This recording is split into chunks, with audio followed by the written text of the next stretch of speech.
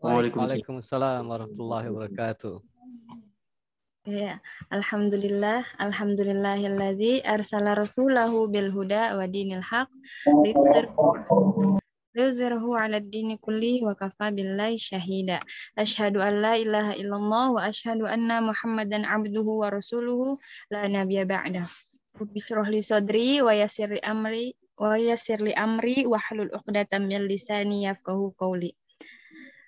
Baik, segala puji syukur bagi Allah yang telah memberikan kita banyak kenikmatan, diantaranya nikmat kesehatan serta nikmat kesempatan, sehingga kita bisa berkumpul, bertatap maya di Zoom ini dalam mata kuliah Public Speaking. Dan tak lupa pula kita haturkan sholawat serta salam kepada Rasulullah SAW yang telah memberikan jalan kepada kita dari gelap gulita menuju jalan yang terang benderang. Amin ya rabbal alamin. Yang terhormat Miss Yuli selaku dosen pengampu mata kuliah Public Speaking atau yang mewakili, dan juga teman-teman kelas 6C yang kami banggakan. Perkenalkan dan izinkan kami kelompok 11 yang beranggotakan 2 orang, yakni Subhan Amir dengan NPM 3116081 dan juga saya sendiri Zahratul Aini 3119185 akan membawakan materi yang berjudul analisis kesalahan-kesalahan pembicara. Di sini kami sudah merangkum dan menganalisis sedikit tentang apa aja sih kesalahan-kesalahan yang biasa dilakukan pembicara dalam melakukan menyampaikan materi. Yakni di sini ada 7. Pertama, adanya kesalahan dalam mengelola pidato. Kedua, kesalahan dalam organisatoris. Ketiga, kesalahan penampilan dan sikap. Keempat, kesalahan dalam berbicara. Kelima, kesalahan hubungan dengan para pendengar. Keenam, kesalahan dengan teks. 7, adanya kekurangan-kekurangan pribadi. Langsung saja. Pertama, yaitu kesalahan dalam mengelola pidato. Pidato di sini yang maksudnya adalah materi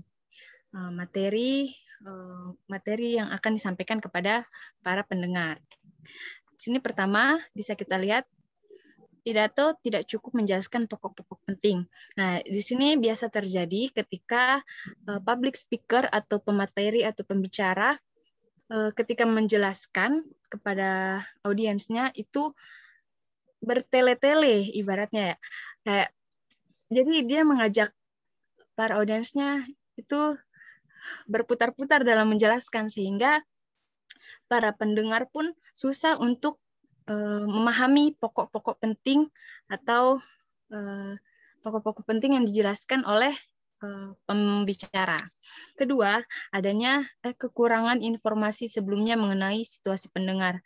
Nah, di sini itu adalah kesalahan pembicara sebelum mulai perform. Jadi, sebelum mulai perform, pembicara harus mengetahui dulu situasi audiensnya atau siapa audiens yang akan kita ajak yang kita ajarkan. Nah, ibaratnya seperti itu. Ibaratnya kalau dalam dunia pendidikan tidak mungkin guru itu harus menyesuaikan siapa audiens muridnya gitu. Nah, mungkin kita mengajar anak SMA memakai teori atau cara untuk memahamkan anak-anak SD. Nah, seperti itu. Ketiga, faktor-faktor yang menimbulkan keributan tidak diperhitungkan sebelumnya. Disinilah pentingnya para pembicara itu harus mengetahui dulu kondisi atau sikon sebelum perform. Ya, yang kedua itu kesalahan organisatoris. Apa itu kesalahan organisatoris? Kesalahan ini adalah kesalahan dalam mengelola atau mengatur ruangan situasi. Nah, yang pertama itu adanya media pembantu tidak direncanakan secara optimal. Misalnya seperti seharusnya pembicara itu membutuhkan proyektor dalam menjelaskan materi. Nah, tapi pembicara itu meminta kepada kru atau kepada panitia itu saat hari H. Jadi para panitia ibaratnya kayak gelabakan gitu untuk mencari proyektor ini. Nah, disitulah biasanya kesalahan organisatoris karena si pembicara ini tidak meminta jauh-jauh hari untuk menyiapkan proyektor tersebut. Gitu. Yang kedua, tidak mengambil kesempatan sebelum ceramah untuk berkontak dengan para pendengar. Nah, disinilah harusnya pembukaan ibaratnya. Nah, jadi sebelum masuk pada materi atau inti ceramah, kita harus adanya pembukaan yang bisa menarik perhatian para audiens gitu. Enggak langsung kucuk-kucuk materi gitu. Jadi audiens juga kayak kaget gitu kan. Ketiga, tidak menyiapkan teks yang cukup bagi para pendengar. Nah, disinilah pentingnya pembicara atau pemateri itu menyiapkan banyak bahan bicara sebelum menyampaikan materinya, karena wawasan yang luas itu bisa membuat para audiens juga nyaman gitu. Nah, selanjutnya, tidak memperhatikan keadaan terang dan ventilasi udara di dalam ruangan ceramah.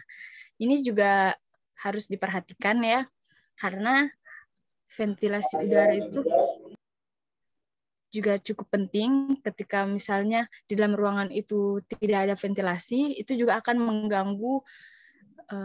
mengganggu suasana pembicara dalam menyampaikan materinya. Selanjutnya, tidak mencoba dan mengecek alat-alat teknis sebelum memulai ceramah atau pidato. Nah, di sini diperlukannya ibarat kalau istilahnya tuh artis-artis itu harus ada cek sound dulu sebelum mulai perform. Nah, itu untuk mencoba menyesuaikan bagaimana nanti ketika kita menyampaikan materi.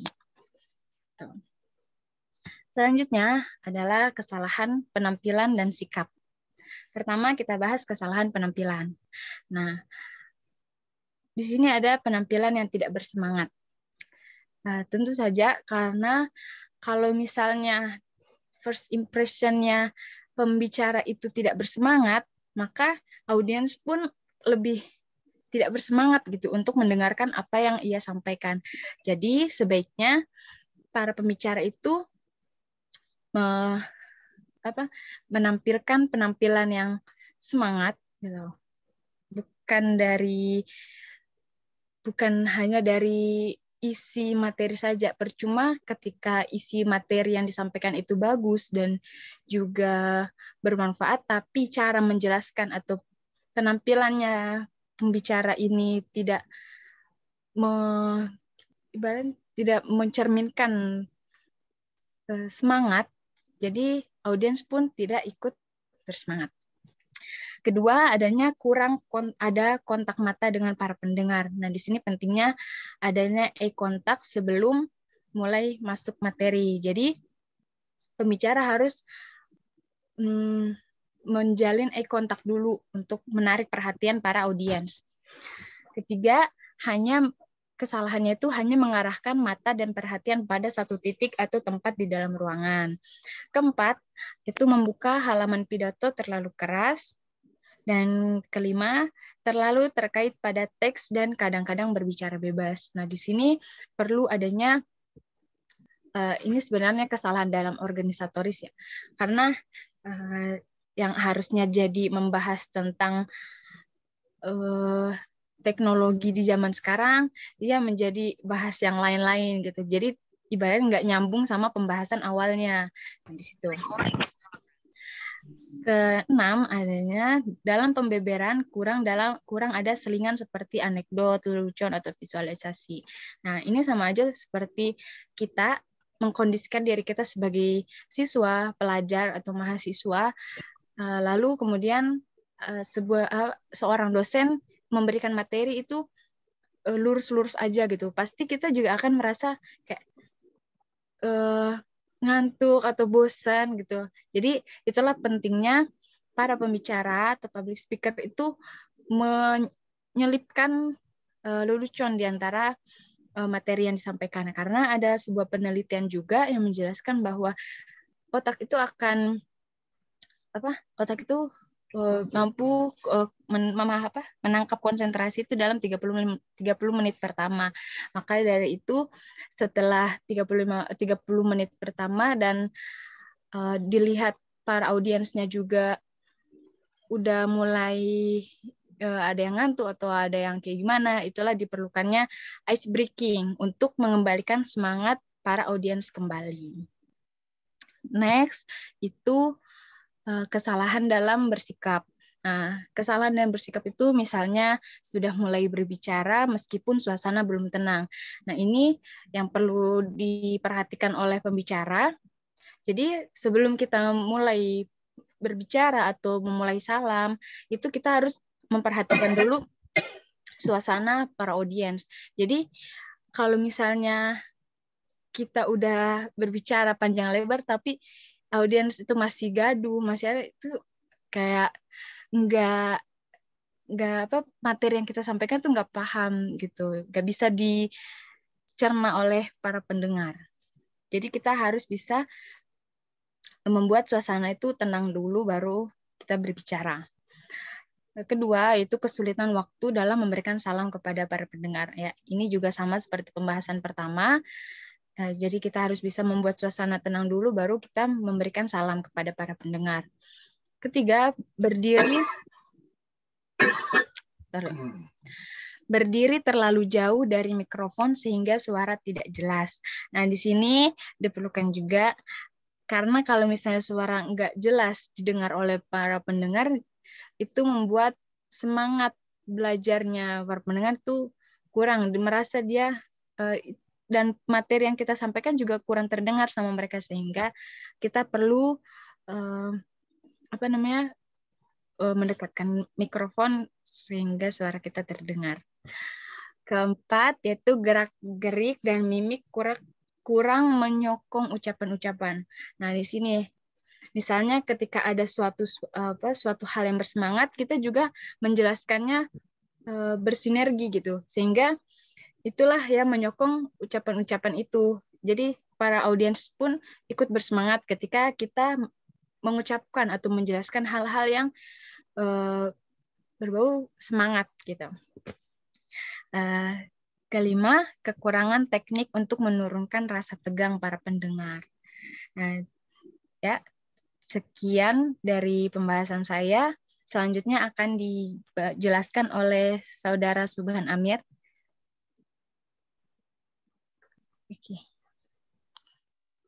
Oke, saya lanjutkan pembahasannya. Berikutnya yaitu poin tentang kesalahan dalam berbicara. Kesalahan bicara biasanya terjadi ketika kita tidak mengetahui apa yang sesungguhnya sedang kita bicarakan. Nah, disinilah pentingnya kita ketika kita menjadi pembicara, perlu kita kuasai dulu materi yang akan kita bahas. Sehingga dalam penyampaiannya itu benar-benar informasi yang valid, benar-benar informasi yang mencakup daripada tema pembahasan itu sendiri. Informasi yang kita dapatkan hanya sepotong. Nah, jika materi tidak kita kuasai dengan sempurna, tentunya informasi yang kita sampaikan itu akan menjadi tidak sempurna juga yang tersampaikan, hanya sepotong-sepotong saja, kurang maksimal. Kemudian kita berhasrat untuk membicarakannya karena kita memiliki secuil informasi itu. Nah, penyakit bagi kita itu kadang pengetahuan baru secuil, tapi istilahnya hasrat atau nafsu untuk berbicara itu sangat gede. Jadi apa yang kita omongkan itu terkadang melenceng dari fakta atau dari data, sehingga tentunya itu akan menimbulkan suatu penyampaian informasi yang bisa saja itu adalah informasi yang keliru. Umumnya manusia itu ingin berkontribusi dan berbagi dengan sedikit yang dimiliki daripada tidak sama sekali. Oleh karena itu, dalam hal berbagi informasi pun hal ini sering terjadi. Selanjutnya yaitu 4 cara menetralkan suasana pada saat salah berbicara. Sebagai seorang pembicara, tentunya kita akan mengalami beberapa suasana seperti berikut ya. Jadi adapun di tengah-tengah kita menjadi seorang pembicara, tentunya kita akan mengalami sebuah ketegangan atau grogi atau apalah. Nah, untuk menetralkan suasana seperti itu adalah pertama yaitu kuasai diri. Bisa kita dengan mengambil nafas dalam-dalam, menenangkan diri dulu, selanjutnya baru kita melanjutkan pembicaraan kita. Cairkan suasana tegang. Nah, ketika dalam berbicara, kadang kita merasa enak sendiri dalam ngomong gitu. Pendengar nggak diajak untuk berkontak dengan kita, sehingga dalam forum pembicaraan itu akan menimbulkan suasana yang tegang. Jadi di sini ada alangkah baiknya kita mencairkan suasana tegang tersebut dengan diselingi dengan berkontak dengan para pendengarnya. Bisa dengan mungkin para pembicara sudah tahulah trik-triknya gitu ya. Kemudian dengan ucapan kata maaf dan tidak mengulangi kesalahan yang sama. Selanjutnya kesalahan dalam berbicara. Yang pertama, terlalu banyak mengulang. Nah, dalam berbicara itu terkadang seorang pembicara itu banyak kata-kata yang diulang, sehingga itu akan menimbulkan kejenuhan atau ketertarikan pendengar dalam mengikuti atau dalam menyimak apa yang kita bicarakan. Tempo bicara yang terlalu cepat. Tempo bicara yang terlalu cepat juga tidak baik untuk seorang pembicara. Kenapa? Karena bisa saja itu tidak poin-poin penting yang ada dalam pembahasan materi tersebut itu tidak tersampaikan dengan baik. Karena tempo bicara kita terlalu cepat sehingga para pendengar pun tidak bisa mencerna poin-poin utama atau poin-poin penting dari pembahasan materi yang kita sampaikan. Kemudian mengcopy kebiasaan pembicaraan lain. Selanjutnya teknik bicara yang buruk, suara, tekanan, ritme, dan lain-lain. Sebagai seorang pembicara tentunya kita harus mempelajari teknik bicara yang baik. Bagaimana kita mengeluarkan suara agar suara tidak terlalu keras, tidak terlalu lantang, dan juga tidak terlalu lemah atau pelan gitu, sehingga pendengar pun akan merasakan kejenuhan dalam mengikuti atau menghadiri acara yang di mana kita itu menjadi seorang pembicaranya. Suara yang monoton, tidak ada tinggi rendah. Seorang pembicara dalam acaranya itu, jika penyampaiannya itu datar, tentunya itu akan menimbulkan rasa jenuh. Dan cenderung pendengar akan tidak tertarik untuk menyimak atau serius dalam mendengarkan apa yang akan kita bicarakan. Bicara tidak jelas. Nah, artikulasi tidak jelas, menelan suku kata. Dalam berbicara tentunya kita harus kata-kata yang kita keluarkan itu harus jelas, sehingga agar bisa didengarkan dengan jelas pula oleh para pendengar. Terlalu banyak bunyi antara yang mengganggu sebagai tanda bahwa orang tidak menguasai bahan. Misalnya sering kita dengar ya seorang pembicara itu ketika blank, di tengah-tengah kita blank tentang bahan yang kita bahas. Jika kita terlalu banyak seperti itu tentunya itu akan mengurangi kemaksimalan dari apa yang kita omongkan. Makanya perlu kita untuk menguasai materi sebelum kita perform untuk menjadi seorang pembicara dalam sebuah acara. Kurang terampil mengatasi kesulitan bila kehilangan jalan pikiran.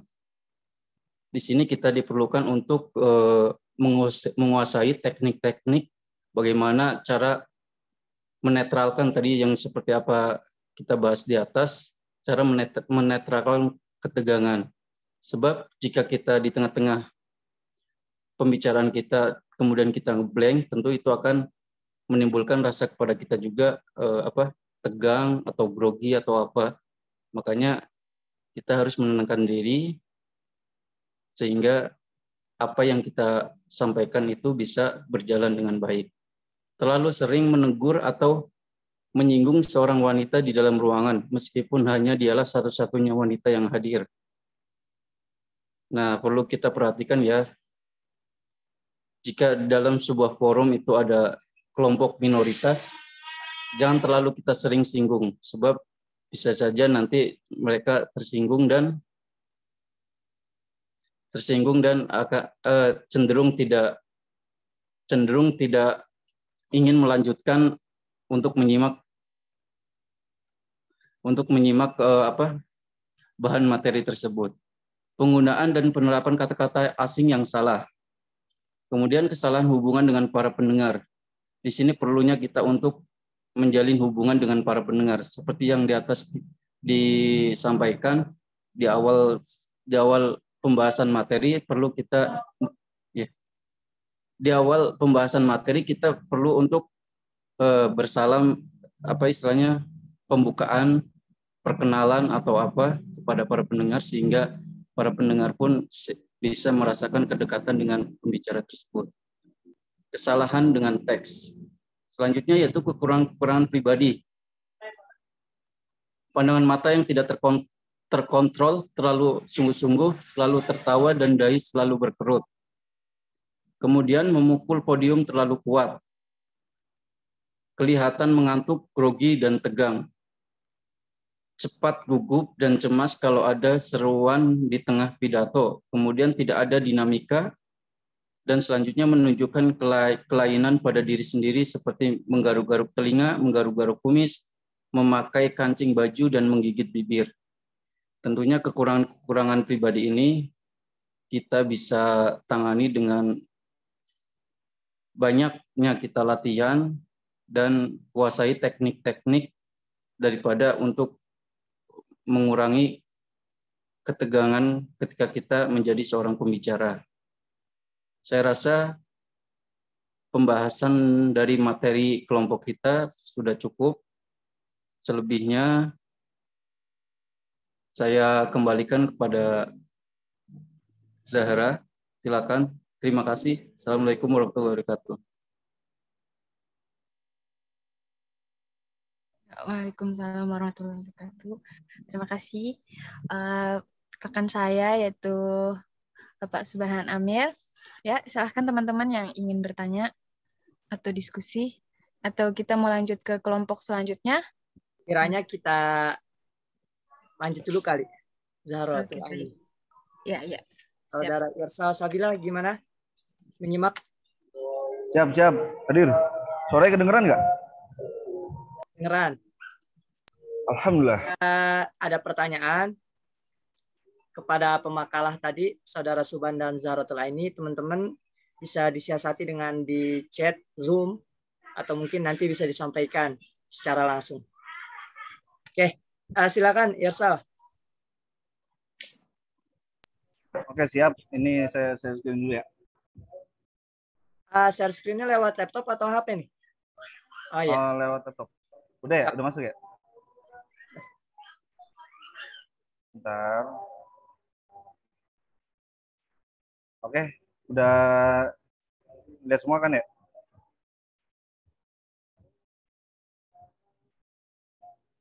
Oke, saya mulai aja ya. Assalamualaikum warahmatullahi wabarakatuh. Waalaikumsalam warahmatullahi wabarakatuh.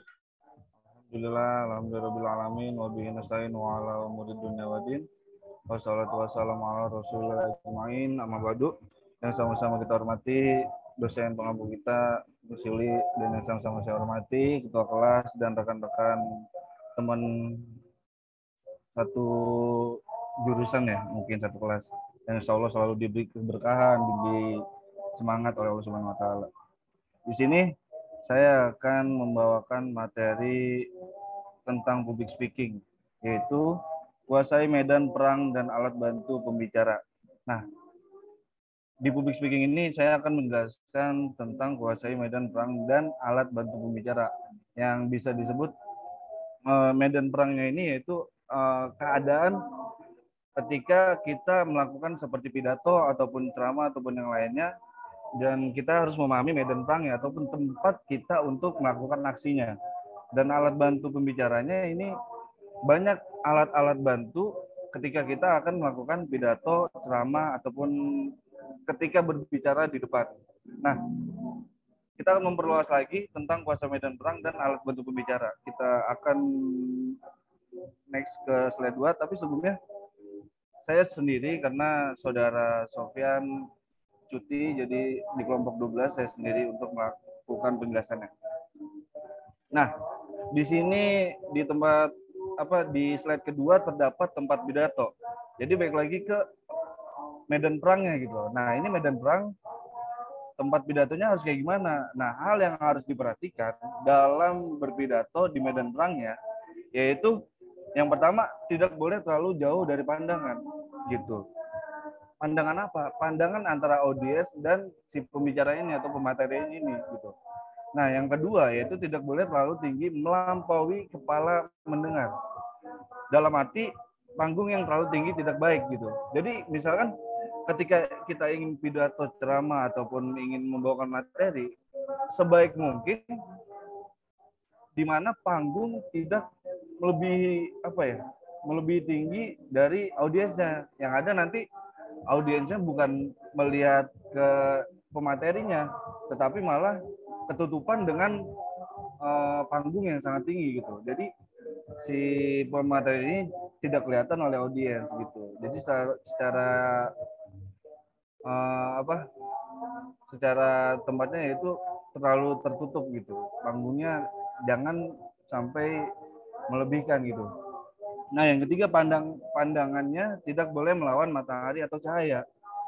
Kayak ibaratnya seperti kita melakukan foto ya, yang terjadi kayak shadow lah ataupun backlight ataupun kecerahan segala macam, yang ada kita ataupun audiens nanti tidak akan fokus melihat si pematerinya ini gitu. Dan sebaliknya pemateri ini tidak fokus bukan ke audiensnya tapi ke matahari atau cahayanya gitu. Jadi nggak sinkron ataupun nggak fokus. Nah, yang keempat yaitu di belakang pembicara tidak boleh ada faktor-faktor yang dapat mengganggu. Yang dimaksud mengganggu itu hal banyak gitu ya. Ketika kita melakukan penjelasan ataupun menyampaikan materi, ada aja hal-hal yang mengganggu ketika si pemateri ini menyampaikan sebuah materi. Contoh, dalam hal kecilnya yaitu audiensnya misalkan murid gitu.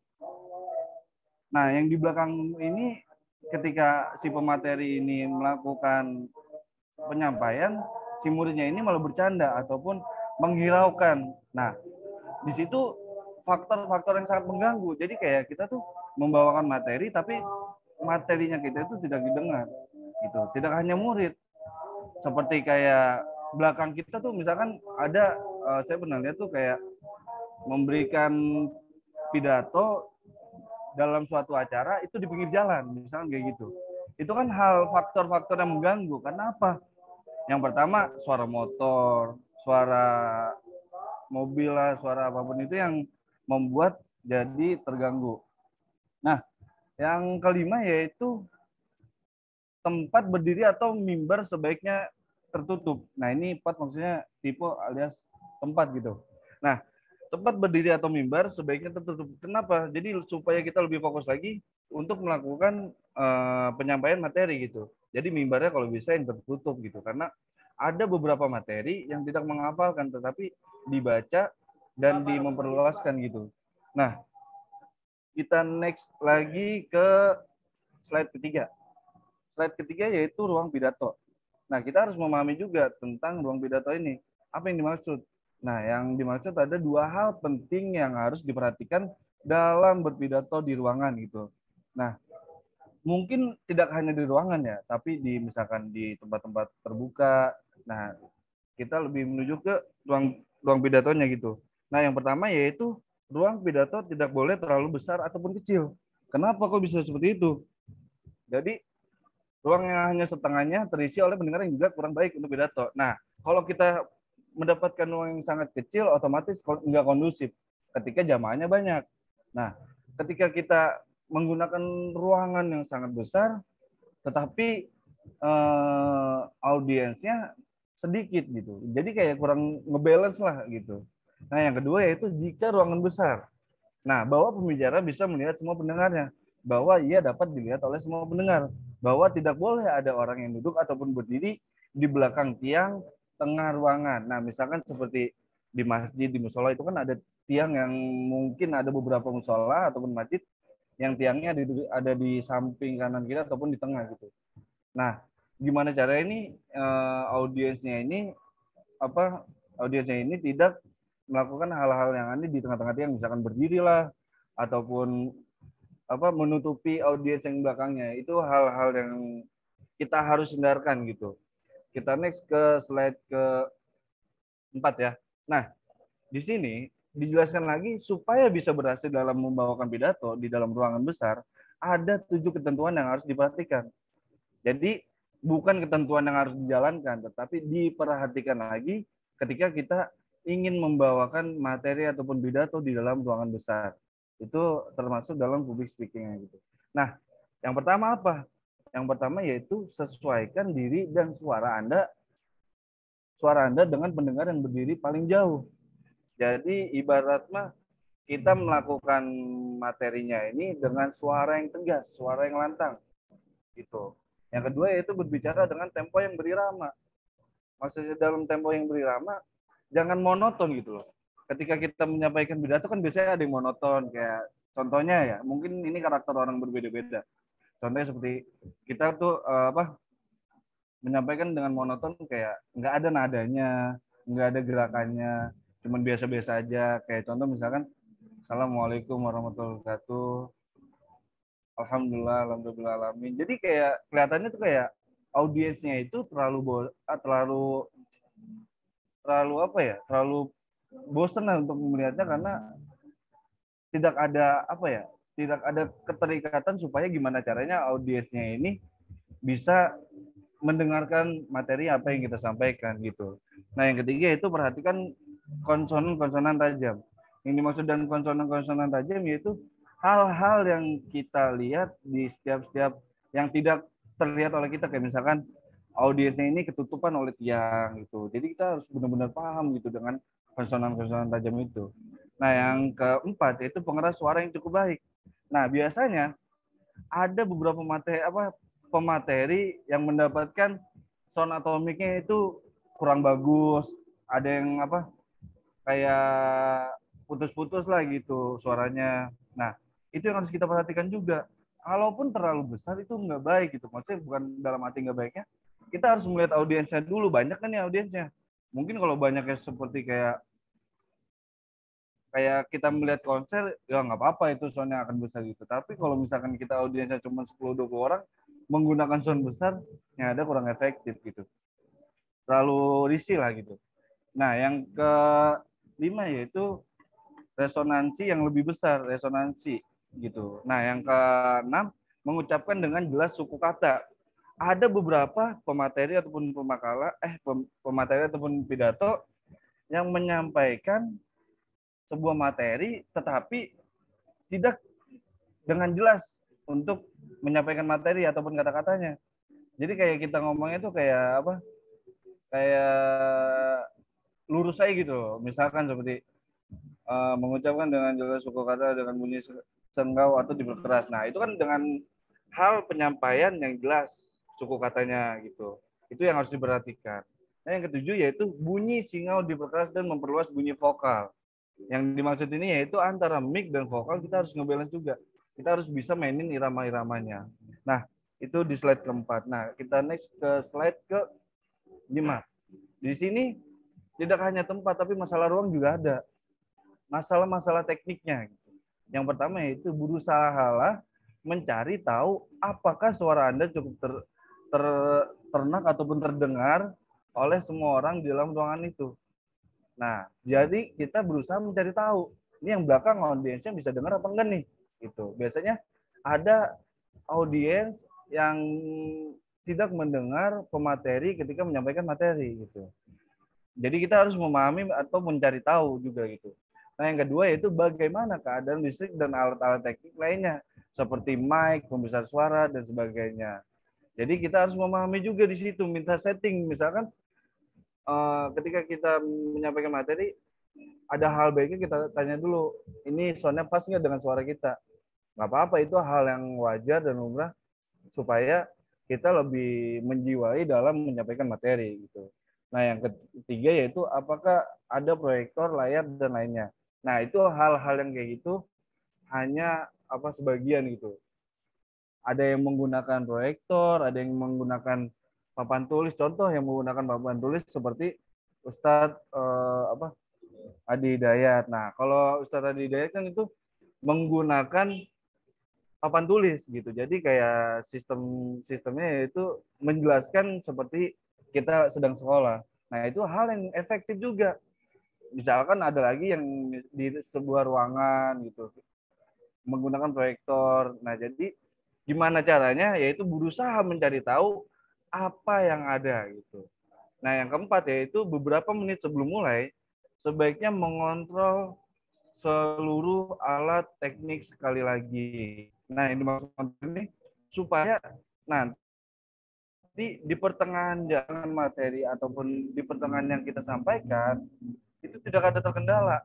Ada yang misalkan seperti ketika kita di tengah-tengah materi yang kita baru sampaikan, mic-nya mati, ataupun listriknya mati, ataupun ada hal-hal kejadian yang tidak diinginkan. Nah, itu yang harus kita berusaha mencari tahu gitu di medan perang kita ini. Kita next ke slide yang ke-6.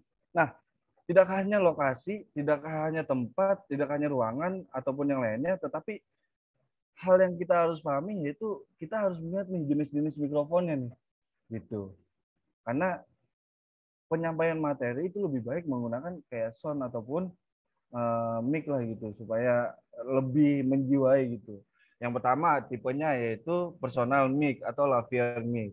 Nah, lavalier adalah alat perekam suara yang bentuk kecil dan penjepit dipergunakan umum dalam wawancara di studio yang kita sering sebut clip on. Mungkin teman-teman banyak yang tahu ya clip on kayak gimana, yaitu yang bulatan kecil yang ada jepitan kecilnya yang ditempelin ke kerah ataupun ke baju depannya tuh. Nah, yang kedua yaitu handheld mic. Nah, handheld mic nih yang dipegang atau yang bisa dipegang oleh si wawancaranya ini. Nah, itu ada yang seperti itu juga. Ada shotgun mic gitu. Sifatnya mempertajam suara. Jadi suara yang lemah dan jauh akan ditangkap oleh mikrofon ini. Nah, yang dimaksud dengan shotgun mic ini biasanya sering digunakan untuk rekaman-rekaman musik. Yang saya sering temui itu shotgun mic ini adanya di studio-studio. Kenapa? Karena shotgun mic ini sangat berguna. Jadi ketika misalkan ada si pembawa suara ini kurang lantang ataupun kurang jelas, nah shotgun mic ini mampu menangkap dengan baik gitu. Biasanya shotgun mic ini digunakan untuk rekaman-rekaman. Nah, yang keempat yaitu kontak mix. Yang satu ini mampu menyadap suara di level yang lebih ringkih. Maksudnya yaitu menyadap suara yang lebih kurang jelas gitu. Yang kelima yaitu studio mic. Nah, studio mic tuh banyak dilakukan seperti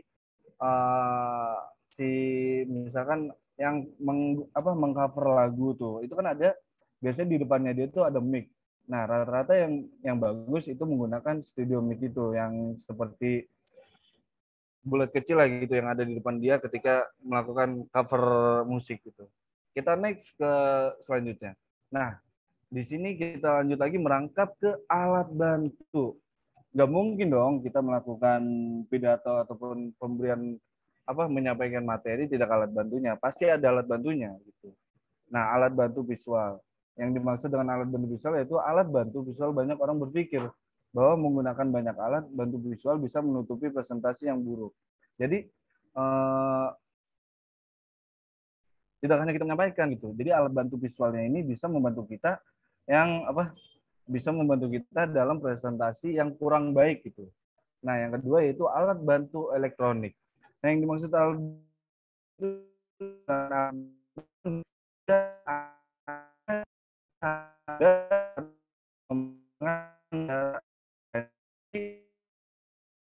orang-orang yang awam itu menggunakan alat-alat elektronik ini tidak dengan bidangnya gitu. Jadi dia tidak mengetahui tapi tapi dia asal maknya aja. Nah, itu yang paling dihindari gitu.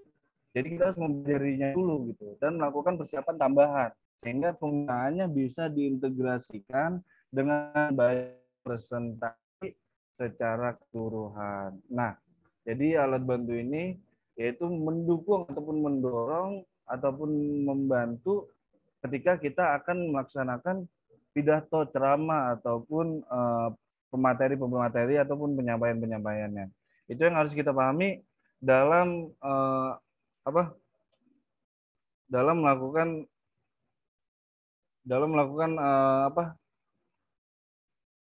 alat perang dalam pidato gitu. Nah, mungkin itu aja yang dapat bisa saya jelaskan di materi hari ini, yaitu kuasai medan perang dan alat bantu pembicara.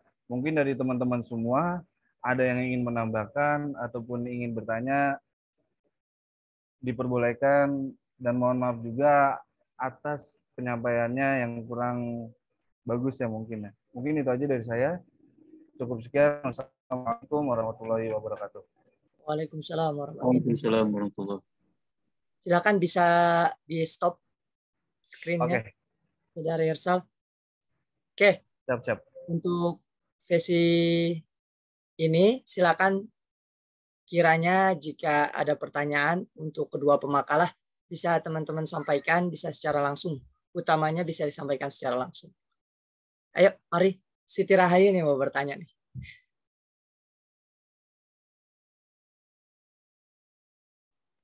Enggak. Yuk, nambahin kali ya? Kenapa? Mungkin mau nambahin nih dari apa yang sudah disampaikan, Sirai. Kayaknya Sirai mau nambahin ini. Yuk. Semangat banget nih kayaknya habis PPL nih.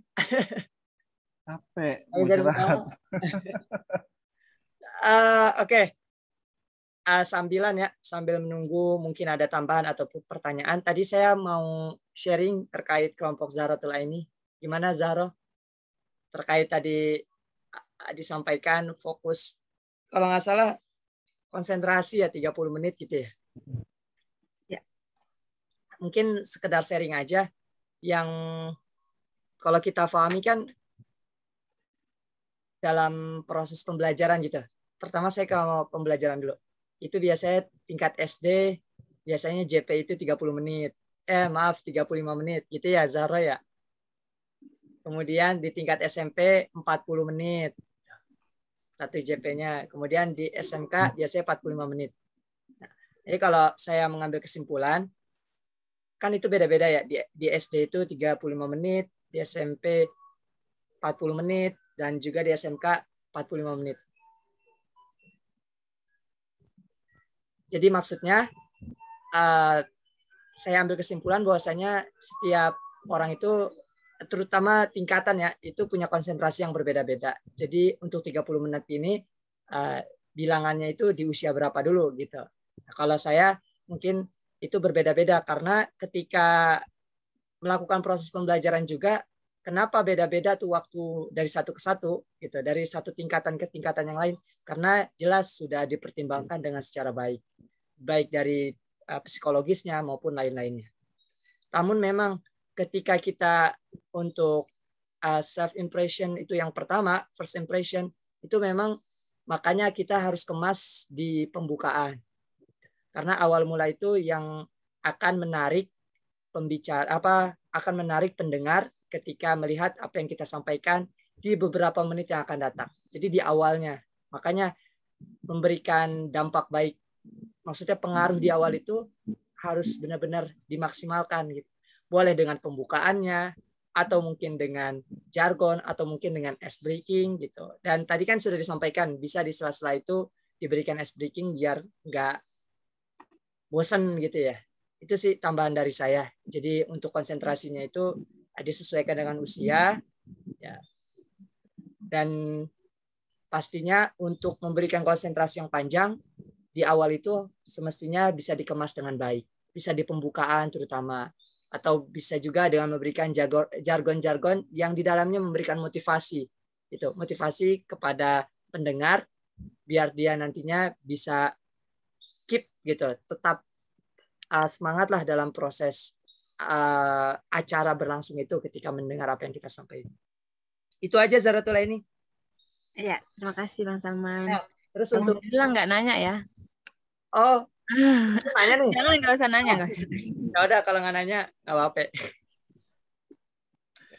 Silakan dari teman-teman mungkin ada tambahan. Atau mungkin nggak setuju apa yang saya sampaikan, nggak apa-apa ya. Setuju.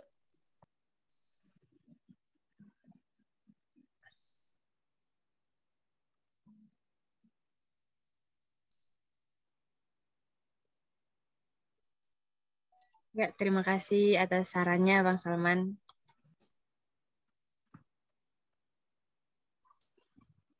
Ya gimana teman-teman yang lain? Masih ada yang mau disampaikan? Kalau nggak ada berarti kita cukupkan. Jam 8 pas, jam 8:02.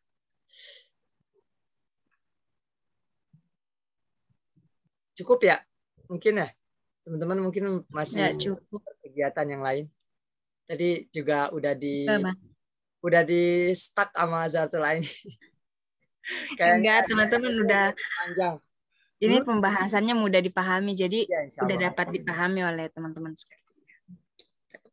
Iyalah, mudah dipahami. Kan Orang pembicaranya bagus kok, profesional tiga-tiganya. Amin. Alhamdulillah. Oke, mungkin kita cukupkan ya Zaratullah ini, Pak Subhan Amir, Pak Irsal Sabilah. Makasih untuk kehadirannya, kemudian juga untuk tanggung jawabnya. Tadi dapat salam dari Miss Yuli, maaf belum bisa gabung. Namun nanti beliau minta dalam via rekaman ini YouTube, insya Allah nanti segera bisa saya upload via YouTube. Nah untuk teman-teman catatan terkait dengan UAS public speaking, diingatkan kembali untuk bisa segera dikumpulin linknya. Kemudian nanti ketika UAS juga dikirim lagi di situ. Dan rekapan ke saya nanti rekapan semua. Nanti setelah itu ketika UAS itu formalitas. Mungkin kalau ada soal itu formalitas. Tapi kalau nggak ada berarti nanti kirim link aja di situ. Link terkait YouTube yang sudah diupload. Gitu. Ada yang mau ditanyakan nggak? Atau udah jelas? Jelas ya? Insya Allah karena nggak jauh, nggak beda sama yang ketika UTS. Mudah-mudahan lancar semuanya, sehat semuanya. Senin depan udah mulai UAS, insya Allah kita udah nggak ada pertemuan lagi untuk perkuliahan. Namun kalau ada pembaharuan terkait dengan mungkin Miss Abu Maria Ulfa minta ada pertemuan offline, maka nanti segera saya infokan di grup. Jadi mohon tanggapan juga dari teman-teman. Semoga lancar.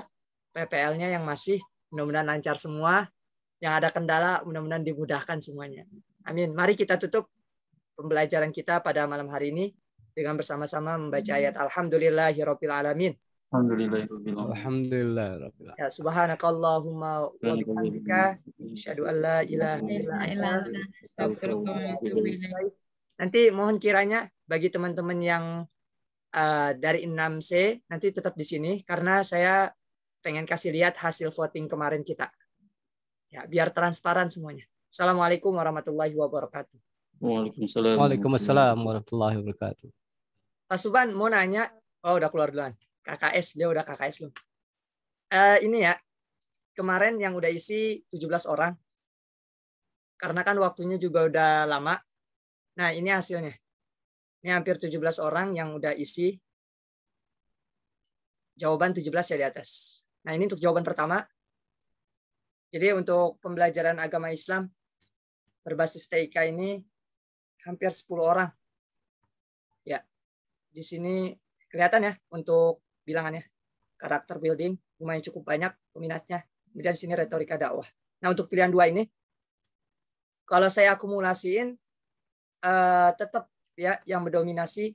Contoh nih, kalau saya hitungan pertama, ini pilihannya di pembelajaran agama Islam. Tapi kalau kedua, kalau sekiranya semuanya saya akumulasiin gitu, ternyata masih tetap yang mendominasi itu pembelajaran agama Islam berbasis TIK. Gimana teman-teman? Udah oke ya? Karena